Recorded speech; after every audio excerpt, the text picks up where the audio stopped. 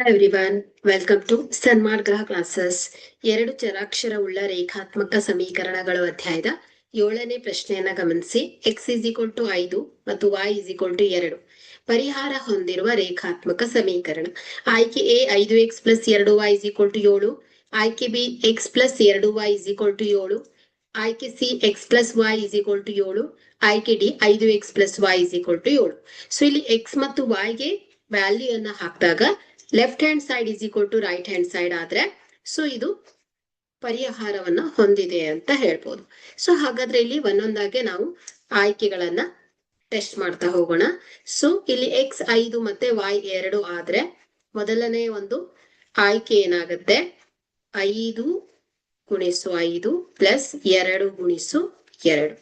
So 5 5 25 plus 4 ಎಷ್ಟಾಗತ್ತೆ, 29 not equal to 7 ಆಗುತ್ತೆ. ಹಾಗಾಗಿ ಈ ಆಯ್ಕೆ ತಪ್ಪು.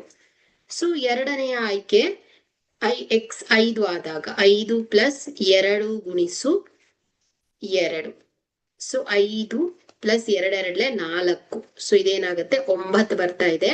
ಸೊ ಇದು 7ಕ್ಕೆ ಸಮನಾಗ್ತಾ ಇಲ್ಲ. ಸೊ ಹಾಗಾಗಿ ಈ ಆಯ್ಕೆ ಕೂಡ ತಪ್ಪಾಗಿದೆ. ಸೊ ಮೂರನೇ ಆಯ್ಕೆ 5 ಪ್ಲಸ್ 2 ಇಸ್ ಈಕ್ವಲ್ ಟು ಏನಾಗತ್ತೆ ಹೇಳಿ 7 ಬರ್ತಾ ಇದೆ. ಸೊ ಈಕ್ವಲ್ ಟು 7, 7ಕ್ಕೆ 7 ಸಮನಾಗ್ತಾ ಇದೆ. ಸೊ ಹಾಗಾಗಿ ಇಲ್ಲಿ ಸಿ ಆಯ್ಕೆ ಸರಿಯಾಗತ್ತೆ.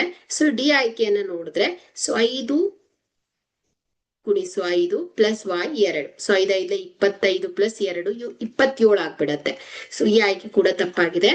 ಸೊ ಹಾಗಾದ್ರೆ ಇಲ್ಲಿ x ಈಕ್ವಲ್ ಟು 5 ಮತ್ತು y ಈಕ್ವಲ್ ಟು 2 ಪರಿಹಾರ ಹೊಂದಿರುವಂತಹ ರೇಖಾತ್ಮಕ ಸಮೀಕರಣ x plus y is equal to 7 ಅಂದ್ರೆ ಸಿ ಆಯ್ಕೆ ಸರಿಯಾಗಿದೆ.